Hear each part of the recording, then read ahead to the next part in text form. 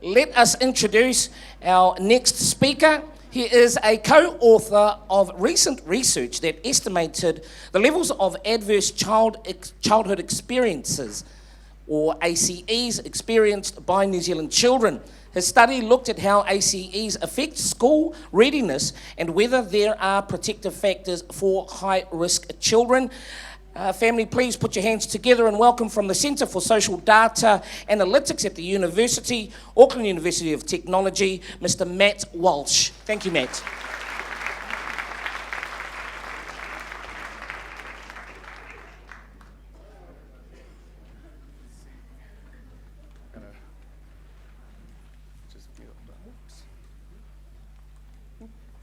Okay, hello. I'm very happy to be here with you guys. I want to repeat what I heard earlier. It's exciting to be in front of so many people that are passionate about what they do, that are dedicated to what they're doing, and it's a real honor to be in front of you guys right now.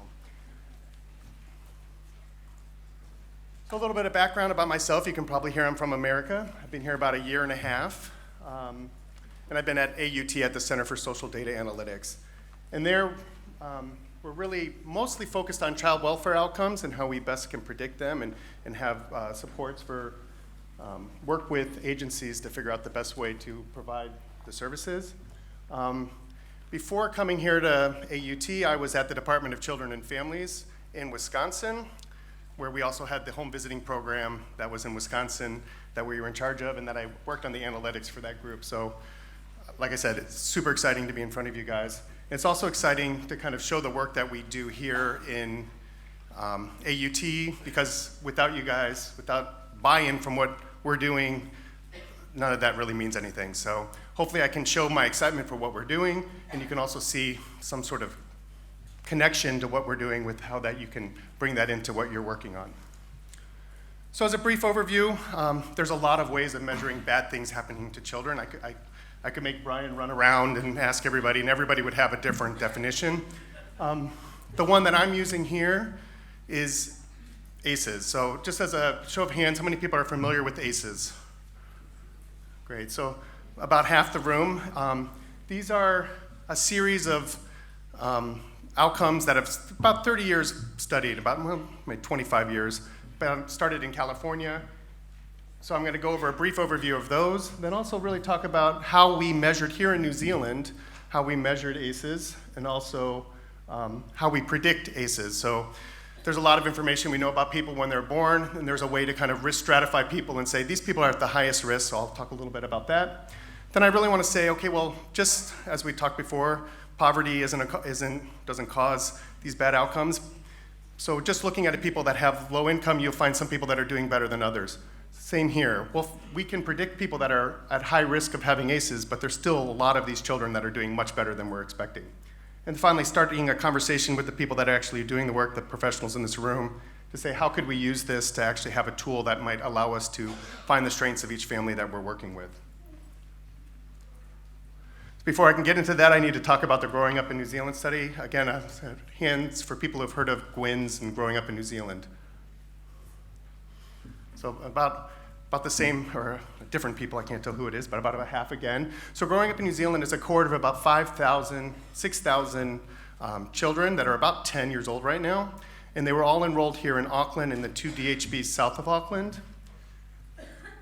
It's broadly generalizable to all of New Zealand, and what's really important here for us is we're looking through the first 5 years, so the same ages that you guys are looking at, I'm working with. They had really high retention rates, so 92%, which is really excellent for a study of this size. And they collected a whole bunch of information, probably like just thousands, through interviews when they were born, when they were 9 months, 24 months, 54 months. And a lot of that we'll be able to use to kind of look at these children, see how they're doing, and kind of follow them up. So for people that don't know what the ACEs are, they're intensive and frequently occurring stresses that occur early in life. These are the things that are causing the toxic stress, and there's 30 years of literature that shows that they're pretty much associated with any outcome you might be able to think of. So there's been a study, some person in academia has come up with a study to say these people die earlier, they're more likely to have risky sexual behaviors, they're more likely to have cancer, pretty much you name an outcome, and there's some paper out there that identifies these early childhood adversities that's associated with those outcomes. Originally, this was in areas of abuse, neglect, and household dysfunction. This has slowly changed over time, so people that maybe are doing trauma-informed care inside of their own organizations might have taken the actual survey. Now it's usually given to adults, and they're asked questions like, were you sexually abused as a child? They're pretty direct. Since then, neglect has kind of been taken away and some others have been added, but this is the original list. And using the Growing Up in New Zealand study and the questions that they asked the mom and the partner and looking at the child, we're able to get most of all of these ACEs, we're able to see them in the children, especially all of the household dysfunction, such as alcohol abuse, intimate partner violence, and as well the physical and emotional abuse we're able to look at as well. And what we find is by 4.5 years, so the ages that you guys are working with, more than half of children here in New Zealand have experienced at least one adversity. So it could be, the blue area here, that's half the kids are doing well. And this kind of comes with what Judge Beecroft just said. If you kind of looked at this and you said, 0 to 1 ACEs, the more ACEs you have, the worse it is for you. 0 to 1, that's about the 70% that are doing well. Then if you look at the 2 or more, that's about the 2 might be closer to the 20%. Of course, all these are rounded. And the 3 or 4 ACEs, that's the area. So these same sort of concepts that you see that Judge Beecroft talked about, you see here as well. You've got this 70, 30, 10. I'm really focusing on this 25% that are in the gray, yellow, and the dark blue. These are the ones that have multiple adversities already apparent by the time they're 4.5 years old. So these are kind of the area that we're focusing on in your work when you're doing prevention, is really to kind of move everybody down one. If each fewer ACE that this child experiences, each fewer time that they're exposed to this stress will have lifelong impacts for these children. So we're able to use Growing Up in New Zealand to say 25% of these kids have at least two or more ACEs by the time they're 4.5. But really what we want to be able to do is to say, is there something about children that have 2 or more ACEs that are giving them resilience, that are allowing them to beat the odds and do better than we might expect? So in order to do that, we do something that at the Center for Social Data Analytics we do a lot, and that is risk modeling. So we take these 5,000 children, and we have, like I said, Growing Up in New Zealand collected a whole bunch of information on pretty much everything that government's already collecting, such as where you live, whether or not you went to all your prenatal care appointments, to what's your income, what benefits you're on, things that the government's already collecting, and then they also collect a whole bunch of information on a whole bunch of other things that aren't normally collected. Do you like where you live? Do you have a park near you? Do you get along with your partner? So what we started with is saying, okay, well, the government knows a lot of things about people, just because it's collected in order to administer programs. Can we just use that information to kind of stratify these 5,000 children, people on one side that are low risk, all the way to people on the other side that are high risk? So I've lined them up.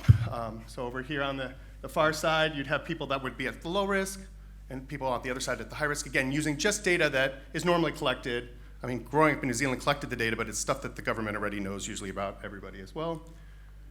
We're making 5, we have to kind of say, okay, can we split these people, and then can we make buckets? And we say, okay, this bucket of people, which I'm gonna make 20%, is the lowest risk, and this bucket over on the other side is the highest risk.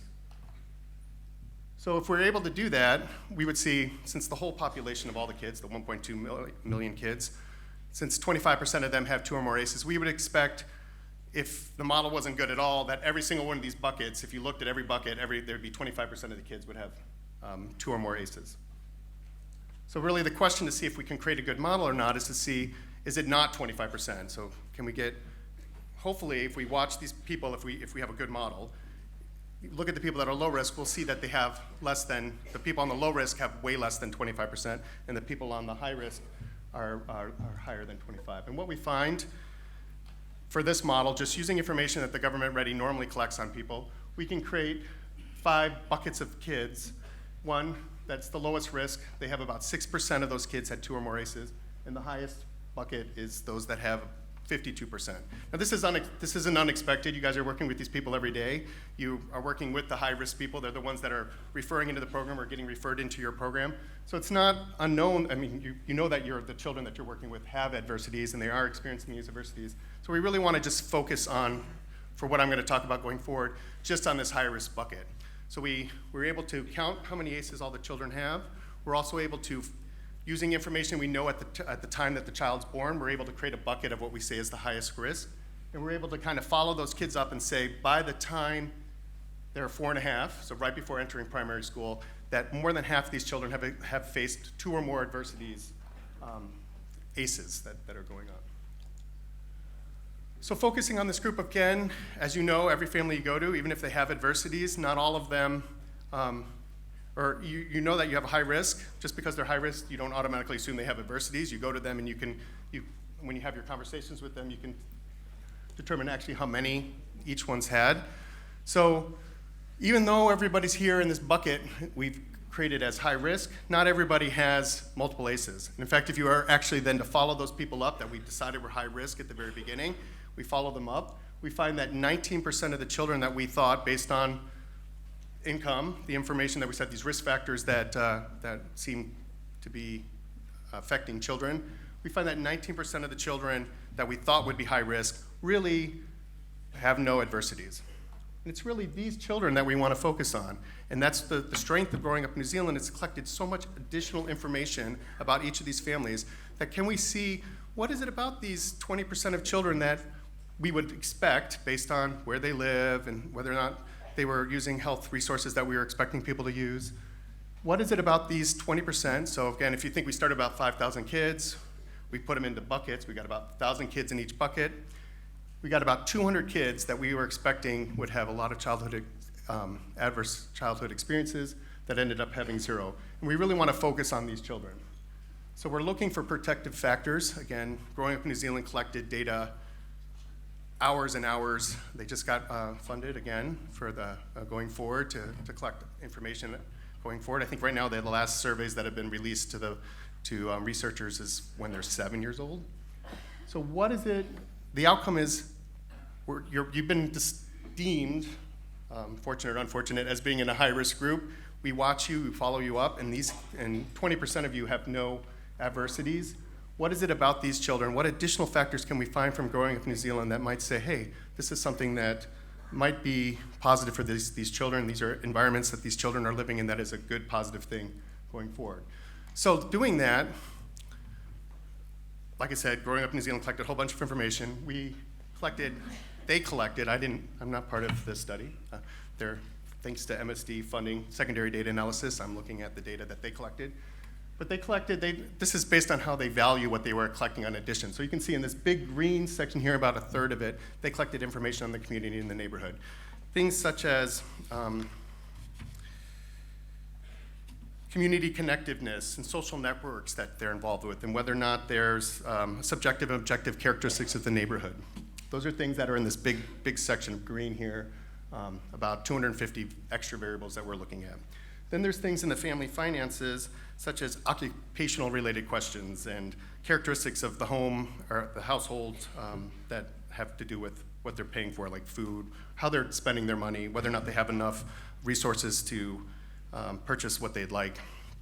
Then so that's the second area, about 23% of those 750 were in the gray. Parent-child questions are things like satisfaction with parenting. So they'll ask, how do you like it? Are you enjoying it? Things with confidence with parenting. These are questions that are in this parent-child area. Parent health and wellness are a lot of mental health issues that both the partner and the mother would answer. And then finally, in the mother-partner area, they're asking questions such as, what is the strength of the relationship? What is the warmth of the relationship? So again, Growing Up in New Zealand collected a whole bunch of information because they're trying to have a data set that's useful for many different purposes. So just stepping back, thinking of yourself, if you know, and you've seen a lot of families, everybody here has a lot of families, you probably have your own ideas of what that key thing is that seems to make, what it is when you have what it means to have a warm, loving relationship. If you looked at these factors themselves and you thought, okay, what is it about the children that we're placing as high risk because of things that we know about their demographics and their healthcare utilization? What is it about the children that are doing better than we're expecting? So I'll go through them first. Would you think it would be something in the community, something in the family finances, parent-child, parent health and wellness, or in mother-partner? So think about just one that you think, yes, I think the factor is going to be in that, and if I could get hands for in the green area, community and neighborhood. Right. Family finances. Right. Parent-child interactions.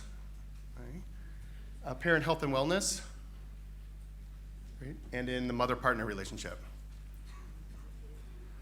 Good. So there was votes for everybody. It looked like the one that was the highest that I saw was the parent-child interaction.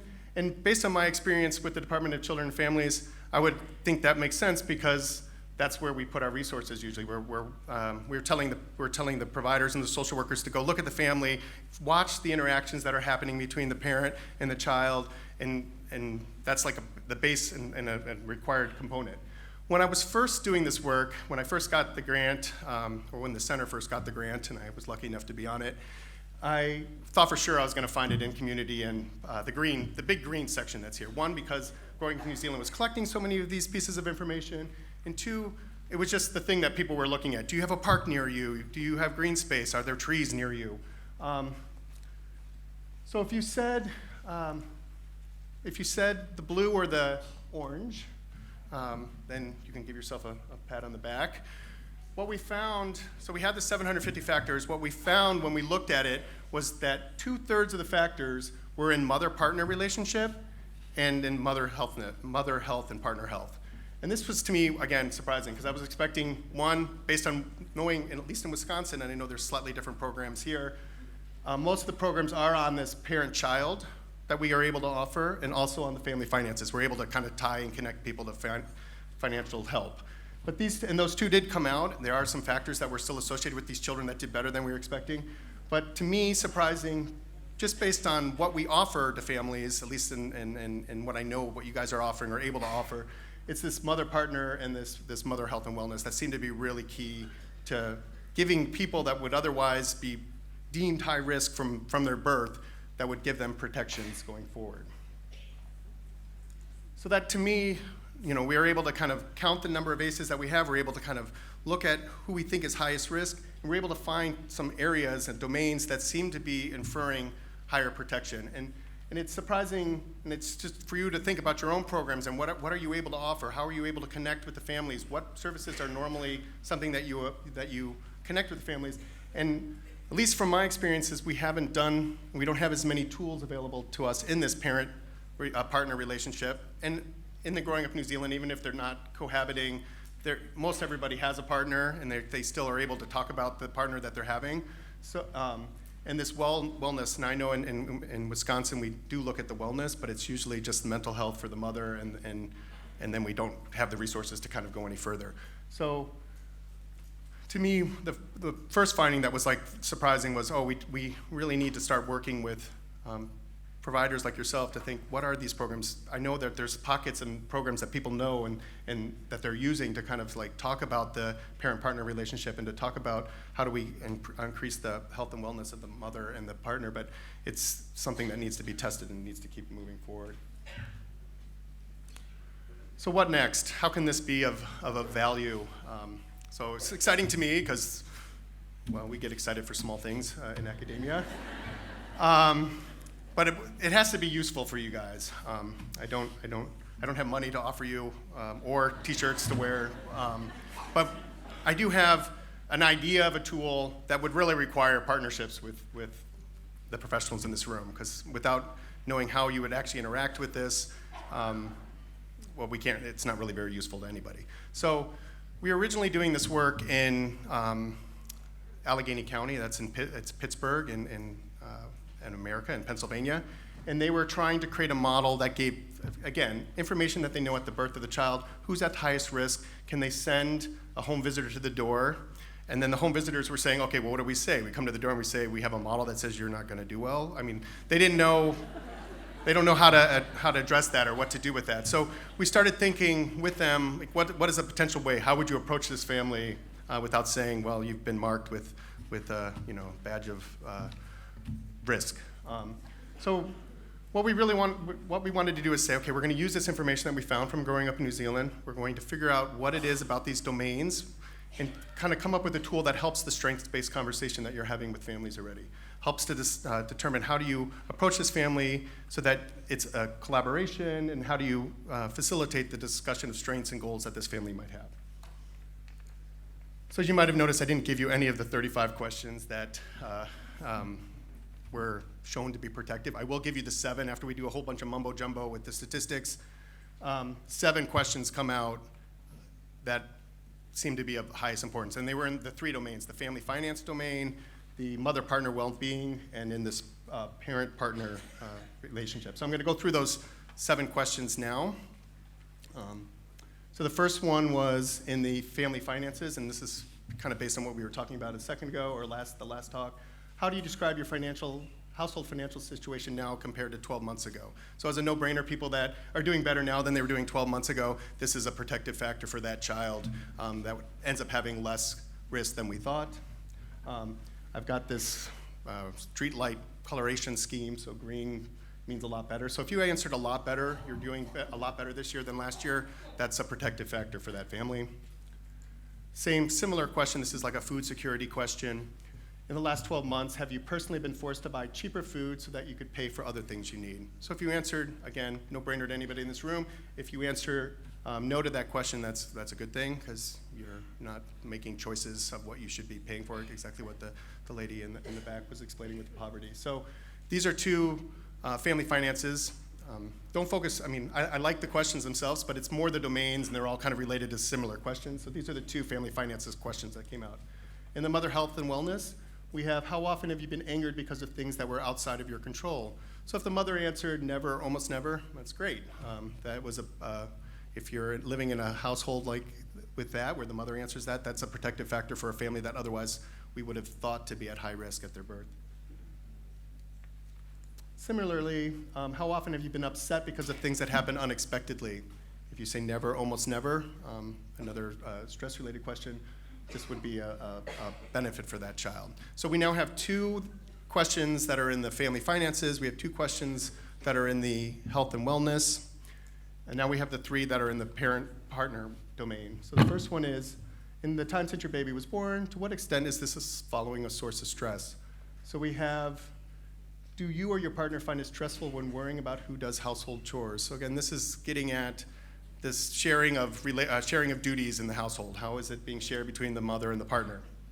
If you say not at all stressful, then that's good. All of these are kind of in the no-brainer section when you look at the question. There's not any like, oh, this is the opposite of what I might have expected. The next question here in the mother partner is, in the past 4 weeks, when you and your partner have spent time talking or doing things, how often do you argue with each other or disagree about something? So if it's not very often, almost never, or never, those are good things for the child.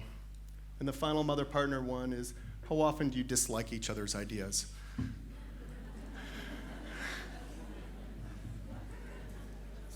So you can imagine, so these are 3 questions. You can imagine if the parent-partner, so you can see what's coming out from these domains. It's this relationship. Are you getting along with your partner? Are you able to make decisions together on what should happen with the children that are in your home? So what might happen, so the poor people that have to go to the door and tell people that, oh, you're at risk. You might be able to come and talk. You might have a sheet with the 7 questions on them. Of course, this would require the partnership to kind of realize that this is going to work for the populations that you guys have. But in this case, you might have the 2 family finances questions. You might ask them, and they might just mark off. Here they mark off about the same and yes. So this would be a neutral and a relative weakness. For the mother health and wellness, maybe they're both at almost never for these feeling outside of the control and being upset because of unexpected events. And in the mother-partner domain, maybe this would be the response pattern for this person. This is a randomly selected person that was in that high-risk bucket that I'm giving the answers for. So when you would come to the door, you would see, after talking these 7 questions, you'd get this color band here. It looks a little like a war memorial now, or a war badge. But you'd have, in this case, for family finances, you have yellow and red, and then you have 2 greens for health and wellness, and then yellow, green, yellow. So right away, you would know if you're doing a strengths-based approach to this family to have a conversation and say, you're doing really well on your mother health and wellness. And in fact, your mother-partner relationship is doing pretty well as well. How can we support that? How can we make sure that that continues on? And then when the family, if the family wants to approach it or is ready, they could kind of then talk about the family finances. So it's a communication tool to the family to show where their strengths are in relation to these high-risk children that are now compared to children that are bidding the odd. Now, as an academic, I can't even say that word, academician, I don't know. You're kind of forced when you go to each house just to look at one person at a time. You only ever see one strengths pattern. And you're creating these on your own. You already have your own ideas of what the strengths are in the family. You already kind of know right away, based on your experience, this is the way, this is from my knowledge, this is the way to approach this family. This is just another way using the data from Gwynn's. But we're able to look at everybody all simultaneously, which is exciting for me. You'll see a whole bunch of colors here. So if you remember, I put over on the left, I'm left and right ignorant. So on the left over there, we have the low-risk children. And over on the right, we have what we determine the high risk. So remember, we had these 5 buckets, about 1,000 kids in each bucket. This is 25 randomly selected people because I didn't want to give you 1,000 lines. I forced my 3-year-old to listen to my talk.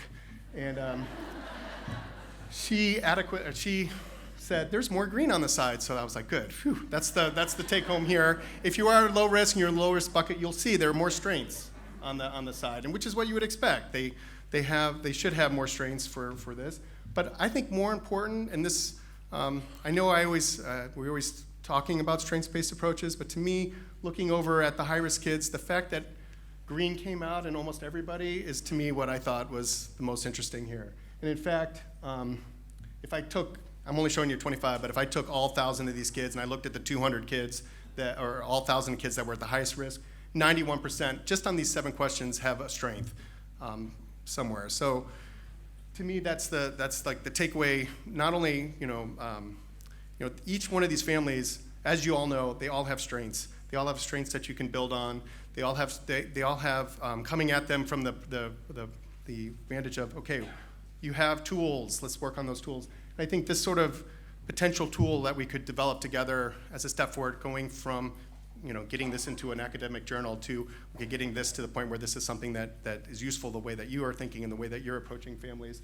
To me, the fact that 91%, I know it wasn't surprising, but it was nice to see that we did find that just in these 7 questions. So as a summary, we were able to kind of, with Growing Up New Zealand, which is a wonderful data resource, we were able to use stuff that's already available to everybody when they're born and follow them up through, they're 9 now, but we only had data up to when they were 5, follow them up to when they're 5, and we found that, yes, half of New Zealand children have faced at least one adversity, but not all the children that are facing these adversities, and not all the ones that we are expecting to face these adversities end up facing these adversities.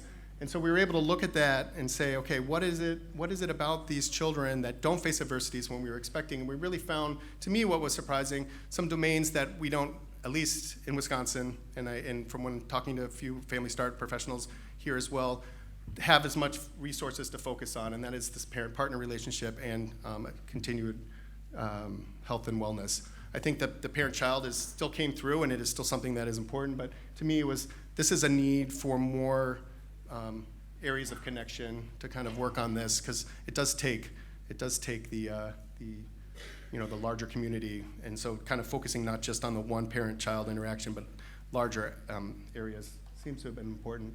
The other key finding for me here is something that's known by all of you guys as well, is that most all high-risk families have strengths, and we can kind of build on that.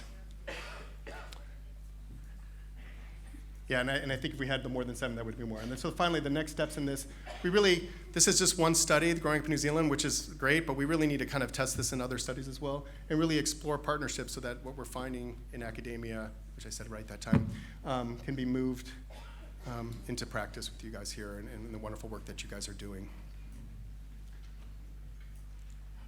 So some acknowledgments. I have to thank MSD. They fund the secondary data analysis grants that we used here at AUT.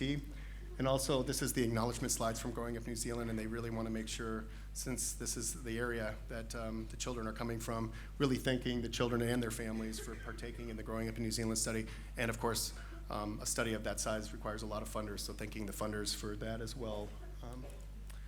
So just as these are 2 reports that were published earlier this year on the MSD's website.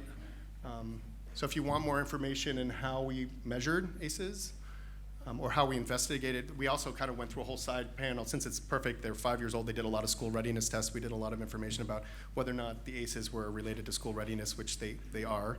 A lot of those same graphs that Judge Beecroft showed with decile schools and all those negative outcomes, the same thing. If you were to put ACEs and look at all those outcomes, you would see the same similar trend. And then finally, how we are predicting. So how did we create those 5 buckets, since I didn't really describe that? And also, how did we identify these protective factors? That's in report number 2. So both of those are available, and I think they're actually in the program as well. I really want to thank you guys for your time. It's exciting to be here, and yeah, thank you.